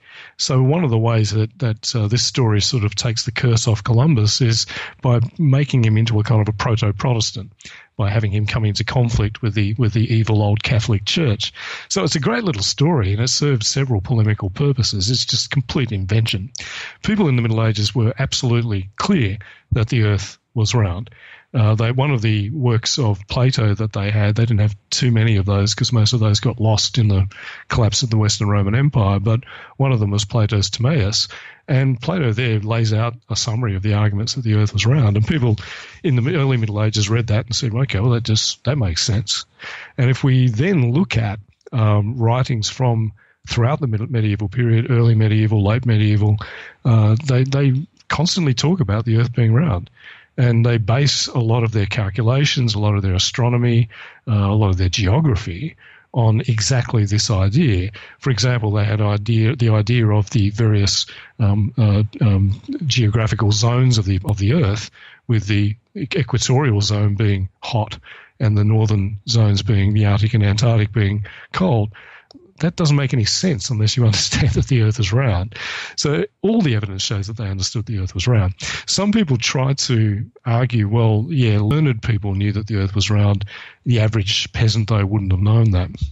It is a little bit difficult for us to know what the average peasant knew, and there almost certainly were peasants who thought that the Earth was flat, because there are idiots who think that the Earth is flat now. Mm-hmm. So there's no doubt that there were ignorant and stupid people back then, just as there are ignorant and stupid people now. But when we look at the references to the shape of the Earth that we find in medieval literature, they all indicate that the idea that the Earth was round was extremely well known. There's a book called The Travels of Sir John Mandeville, which was an extremely popular travel book written in the 14th century in England, and it tells the story of a man who travelled so far into the east that he ended up coming back to his home from the west. And that only makes sense if everyone understands that the Earth is round. And the writer didn't even explain how that worked. He just told the story because he expected his reader or his audience, who were average unlearned people, to know how that works. We also have lots of references to the Earth being round like an apple, round like a ball. We have common phrases in both English and French and German about the Earth being round like an apple or round like a ball. And one of the symbols of royal authority that we find across medieval Europe is the orb. So kings are depicted wearing a crown, holding a scepter, and holding an orb. And the orb represented earthly power. It represented the earth. That was a symbol they inherited from the Romans, but everyone understood that the orb represented the earth. Now, if they thought that the earth was flat, then he would have been holding a frisbee or a plate or something. But the fact that he's depicted holding an orb shows that everyone understood that the earth was round. So this is yet another myth, and it's tied to the myth of the medieval church suppressing ancient Greek and Roman knowledge and suppressing science, which is another one that my dear new atheist friends love, and which is largely nonsense as well. Yeah, but, maybe the Christians didn't destroy the Library of Alexandria, but, they sure weren't doing science in the medieval period at all. We don't have any record of these Christians doing science, and besides, the church would have persecuted them anyway. Yeah, that's the claim. And of course, again, you know what I'm going to say. That's all crap. So there definitely was a massive decline in what I call proto-science or natural philosophy in the early medieval period. And so people point to that and they try and make an argument of correlation equals causation. This is the period in which the church was powerful. Therefore, this decline must have been caused by the church. Unfortunately, that claim collapses under even the lightest of scrutiny. First problem, that decline in ancient Greek, it was mainly ancient Greek natural philosophy, predates the rise of Christianity to any kind of political power. So what we actually find is that the Romans adopted ancient Greek proto-science with some enthusiasm, but on the whole, they didn't really add to it a great deal. Now, there were some exceptions to that, but on the whole, they really kind of took it as a corpus of accepted knowledge. And so what we find, particularly from about the first to second centuries onward, is that the Romans weren't doing much with it other than summarizing it, writing commentaries on it, some of which were quite useful commentaries, but they weren't really adding to it a great deal. So there was a lot of encyclopedias pulling together different ancient Greek scholars' ideas and combining them or comparing them. But there wasn't a whole lot of original work being done. Again, there are exceptions, but that on the whole, we find a decline which really accelerates in the 3rd century. And this is because the Roman Empire almost fell apart in the 3rd century. The 3rd century is often referred to as the period of military anarchy. And at one point, the Roman Empire split into three parts. It was under assault from barbarians who kind of scented blood in the water and crossed the borders. But mainly what was going on was the Romans were fighting Romans. And you had emperors rising and falling, sometimes as regularly as once every 6 months. And there was absolute chaos. In this period, we see lots of evidence that things were massively disrupted. We see an economic decline, not surprising if you've got a period of nearly 60 years of almost constant civil war and barbarian invasion. We see cities that were deep inside the Roman Empire suddenly building walls, defensive walls, and maintaining them. So there's clear evidence that things declined, and one of the impacts that this had was on education. So we see a great decline in the literary output of particularly the western half of the Roman Empire, and the western half of the Roman Empire never really recovers from that period when it comes to its educational infrastructure and its literary output. The eastern half of the empire, which was the richer and stronger and more intellectually vigorous anyway, did recover once the empire stabilized in the 4th century. But in the western half, we don't see the same kind of recovery of intellectual life. The other thing that we do see, and this is extremely important, is a massive decline in Greek literacy. So up to about the 3rd century, the western half of the empire, even though you spoke Latin, if you were an educated person, you also learned to read and speak Greek. And this was important because all of that ancient Greek proto-science was all written in Greek. And when there was this decline in ancient Greek literacy in the 3rd century, when a lot of people the educational focus of the 4th century switched more to the administration of the empire and the administration of the army, what you found is that we get far fewer copies of these ancient Greek proto-scientific works because fewer people could read them. And so that's where the decline in proto-science in the west of the Roman Empire and therefore Western Europe came from. It didn't come from Christianity. Then in the 5th century, the Western Roman Empire collapsed completely. And so what had been a fairly steady decline in educational standards and literary output and literacy in Greek it fell off a cliff. It became a catastrophic collapse. And then we get several centuries in which the western half of what had been the Roman Empire is in turmoil. There's an economic collapse. There's a demographic collapse in the early 6th century due to a massive epidemic of bubonic plague. There were climate change issues, and then Western Europe is attacked literally from all sides from what the Romans had referred to as barbarians. So you get various Germanic barbarians attacking from the east and the north. You get my ancestors, the Irish, attacking from the north and the west. And then you get eventually in the 7th century the Muslim world expanding up across North Africa and then up into Spain as far as southern France.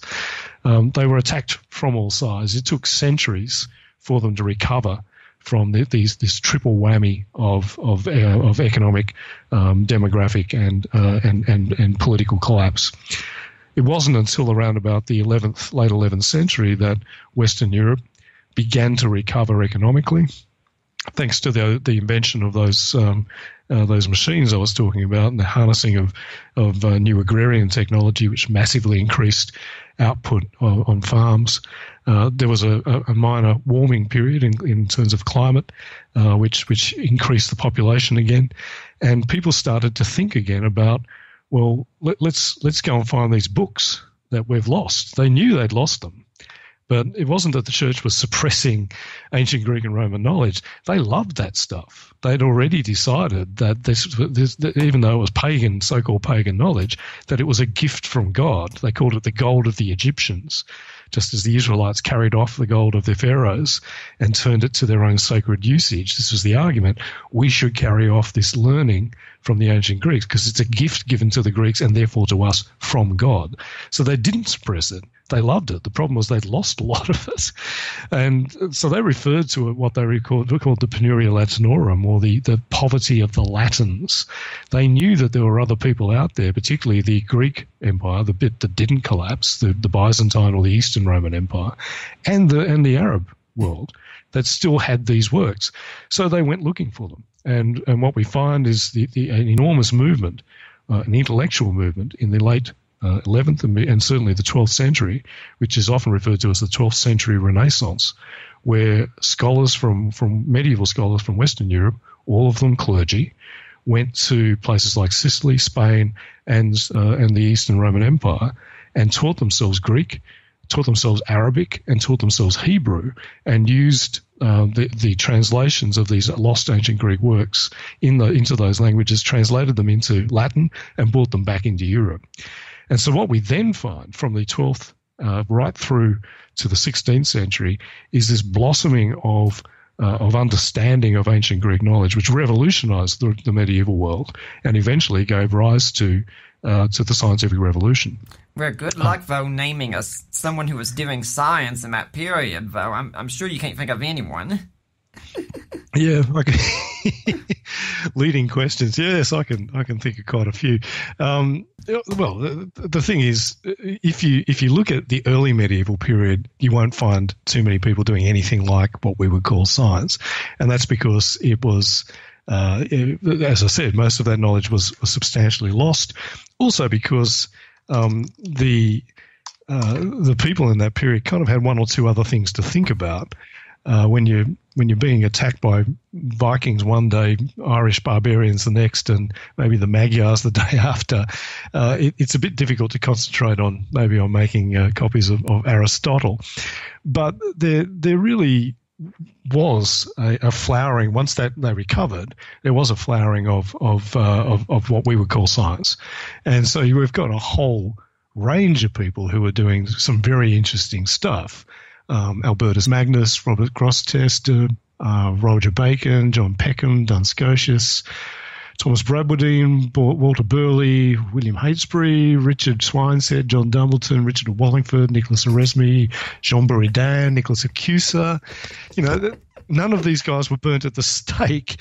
But if you look at some of the stuff that these guys were saying, it's really quite interesting.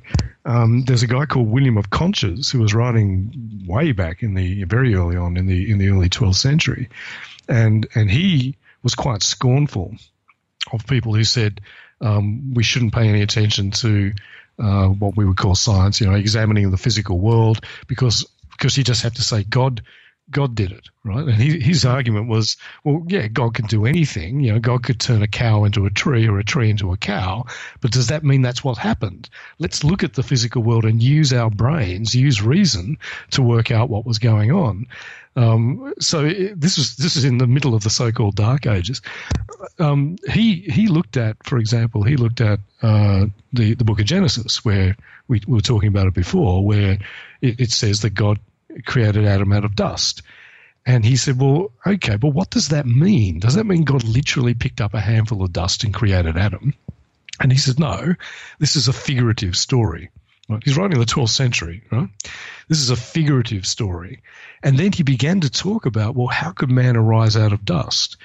Maybe dust, through the action of heat and water, could give rise to simple forms of life, which in turn could give rise to more complex forms and eventually give rise to something as complex as a human being.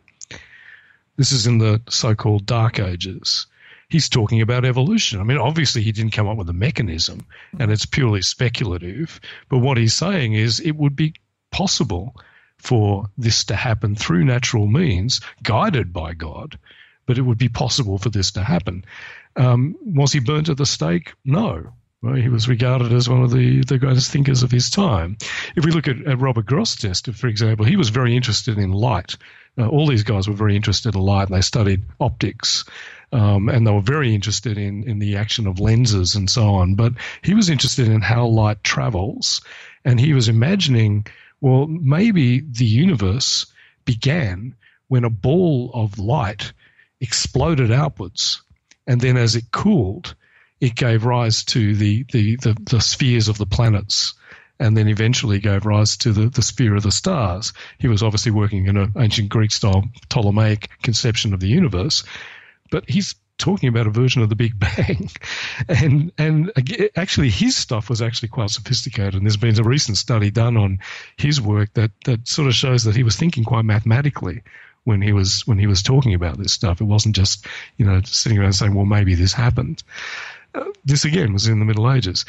No one in the medieval period was burned at the stake, imprisoned, or oppressed for examining the physical world through reason. No one. And this is because they believed in the concept of what they call the two books.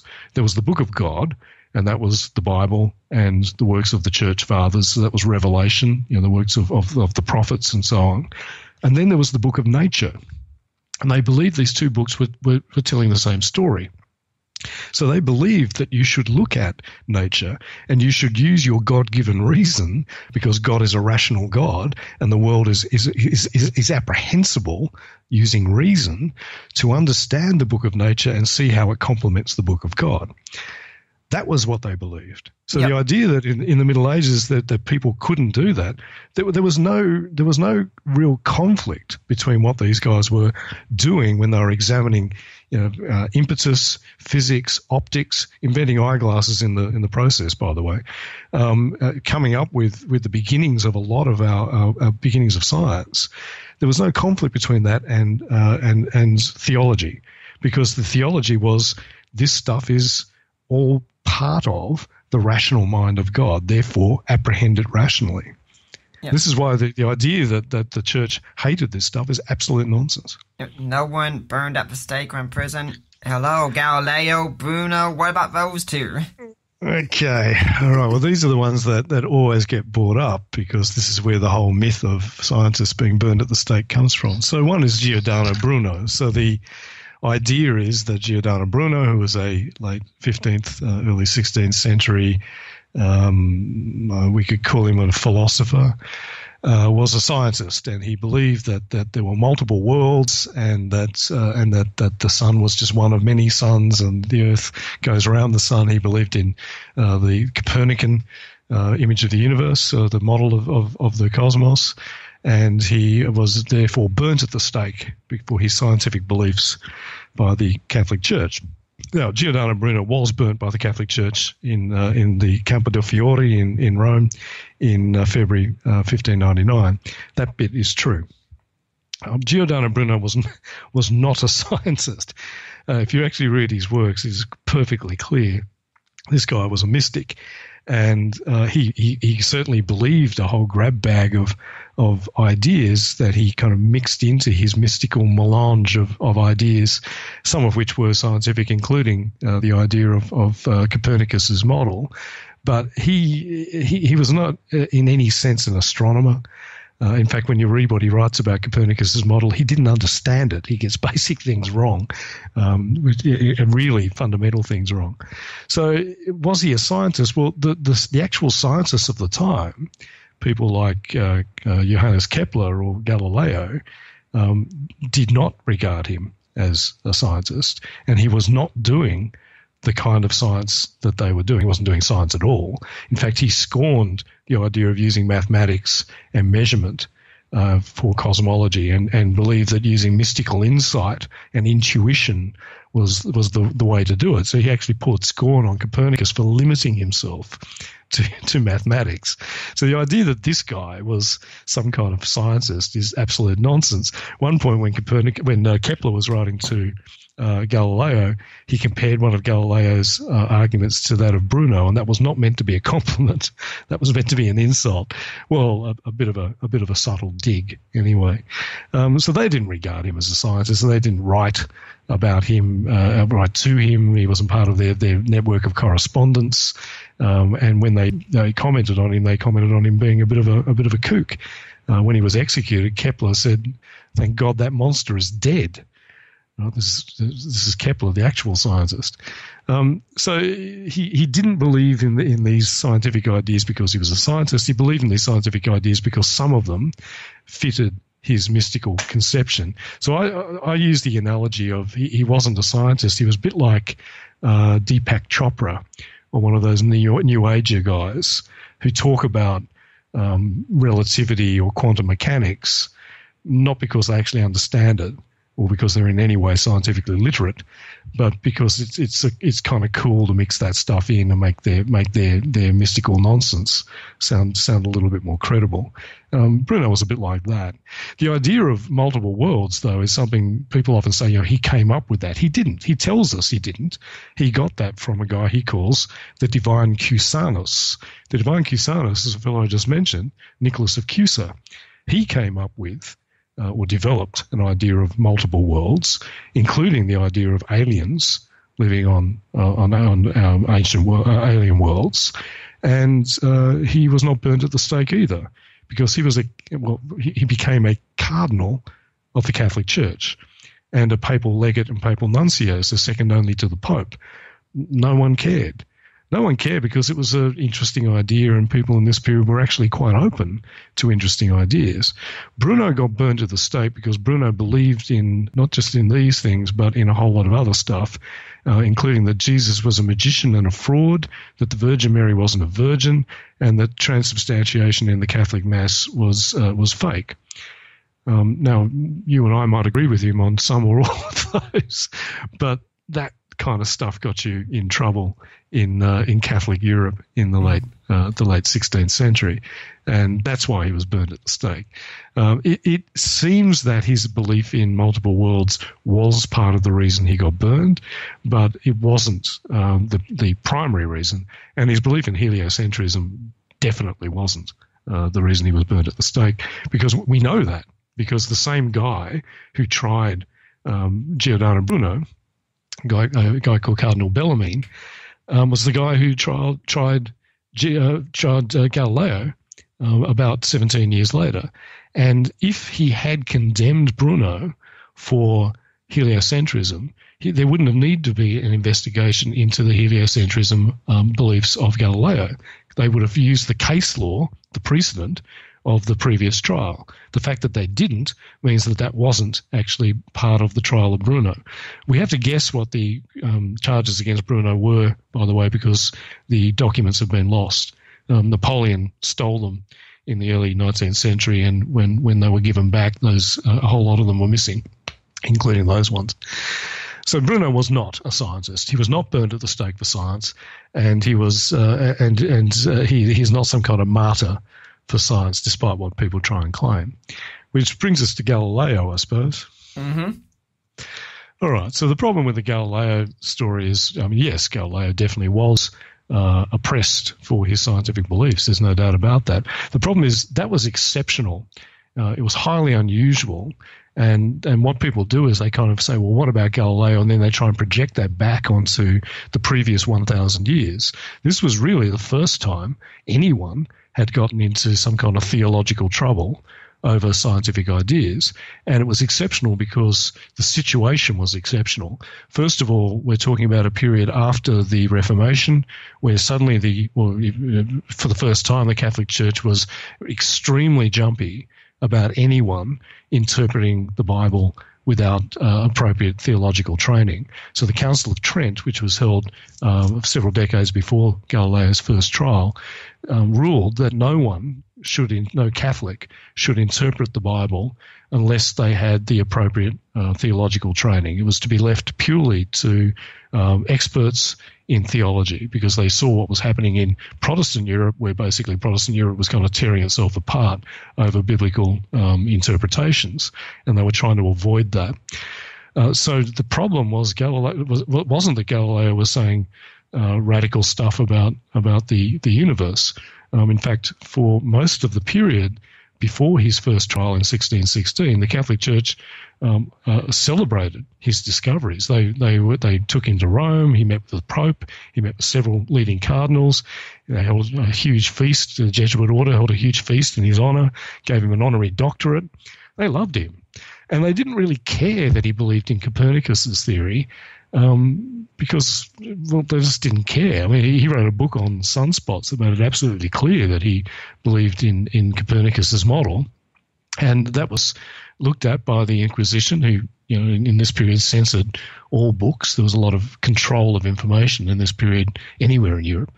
And they looked at that and they didn't even blink. They said, I'll take out this reference to the Bible in this other part. But they didn't care about that. The problem was he started to talk very publicly in a series of widely circulated letters about how the Bible could be reconciled with the Copernican model. And they didn't care about the science. They cared about the theology. And that's what got him into hot water. There was some political stuff going on as well, which is complicated, which I won't go into. But ultimately, that was what got him in front of the Inquisition. Then the Inquisition said, okay, let's look at this theory that he's trying to reconcile with theology. Is it scientifically valid? And so they put that out to the experts. They basically said, give us a report on how scientifically valid this idea of the Copernican model is.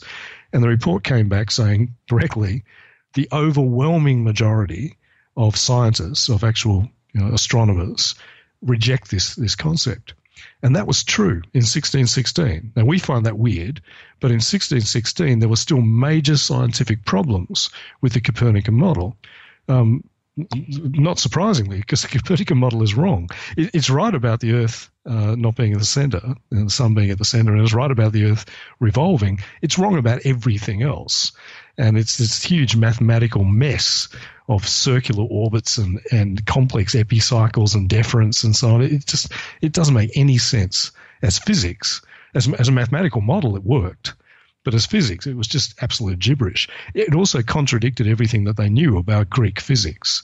And so the scientists of the time rejected it. So a study of the scientific writing on the subject up until 1616, so the eve of Galileo's trial, found that only 11 people in the whole of Europe accepted the Copernican model as a physical model of the universe rather than as a calculating device. Now, that changed later, but the point is it changed later. So it changed after Kepler and Newton were able to come together. So Newton took Kepler's 3 laws of planetary motion, brought it together with his laws of dynamics, and came up with a good model that actually worked physically using elliptical orbits. That's when the actual tide of consensus began to turn, but that was about 90 years later. So at the time of Galileo's trial, and this is the bit that people need to understand, the Catholic Church had the science of the day on its side, and Galileo was the one who was peddling a fringe theory that most scientists thought was wrong.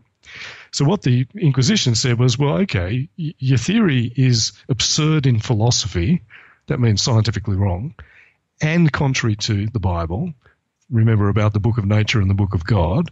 So they brought the two together and said, well, it contradicts the book of God and it contradicts the book of nature. Therefore, this is formally heretical. You can't teach that anymore. But that was it. They then slapped him on the wrist, said you can't teach that as a fact anymore. Off you go. Do whatever you like as far as exploring it as a hypothesis. He then wrote a book with the permission of the Pope. He wrote a book exploring the Copernican model versus the Ptolemaic model. And the Pope said, yeah, please write this book. He was invited by the Pope to write this book. He wrote this book, which was meant to be a kind of a balanced view. He clearly made it absolutely clear that he preferred the Copernican model. He also put some of the arguments against the Copernican model in the mouth of a guy called Simplicius, which means the fool, and the arguments that he gave to this character were arguments that had been used by the Pope. So that was kind of offensive. That's what got him into real trouble, and that was the reason for his second trial and his house arrest. So the story is much more complicated than what we're usually told, that the church hated science and the church was wrong and Galileo was right. Galileo was mainly wrong. Actually, he was using arguments that were just crap and could be shown to be crap at the time. He thought that the tides were caused by the rotation of the Earth, which is completely wrong, and it was based on some premises that people at the time pointed out to him were wrong. Galileo was he was a difficult personality, very stubborn, and not good at admitting that he'd ever made a mistake. Extremely arrogant and highly abrasive. Not that that excuses anything, you know. And we look at Galileo being put under house arrest for believing in something in science, and we find that appalling. And of course we find it appalling. But in the 17th century, that's how things worked. And it wasn't that they hated science. It was that they'd looked at the science and said, this doesn't make sense. It doesn't make sense scientifically. It doesn't make sense theologically. Therefore, you need to shut up. That's what happened. Well, Tim, we've gone a little bit beyond our time here, but I'm sure that's okay here. You have a blog, website, and email where people can get in touch if they want to find out more? Sure. So the blog is historyforatheists, or one word, .com. There is a contact the author link at the top of each page. There is a about the author and an FAQ that I would encourage people to read, because that will answer a number of people's questions and head off a number of assumptions. And I try and update it at least once a month. I'm doing a series of articles on Jesus mythicism, which is progressing quite slowly, but I'm also doing that series of articles on the great myths. And then every now and then I'll do a comment on some particularly stupid things that some of my new atheist friends have said recently. So I recently did one on Sam Harris, which attracted a lot of attention. So yeah, feel free to go and have a look. And but if anyone tells you that I'm not an atheist, if anyone tells you that I'm actually a Christian and so on, please tell them to shut up. Or your Christian, your listeners are Christians, so they're probably a bit polite. Just tell them they're wrong. And do you have any final words you'd like to leave today for the Deeper Waters audience? No. All I would say is that don't hesitate in telling atheists that they're wrong about this sort of stuff. But obviously, as an atheist, be open-minded about our position. We're not all idiots. Unfortunately, some of us are. We're not all obnoxious. Some of us are very nice people, myself included. I'd say the same about my own tribe. It's human beings, I think. Yeah. There are jerks and idiots in every field. That's the problem. Well, I'd like to thank you for coming on. Hopefully we'll see you back here again sometime. No problem. Thanks, Nick. I'd like to remind everyone that next week we're going to have Ross Hickling on talking about Richard Carrier and the resurrection. For now, I'm Nick Peters, and I'm signing off.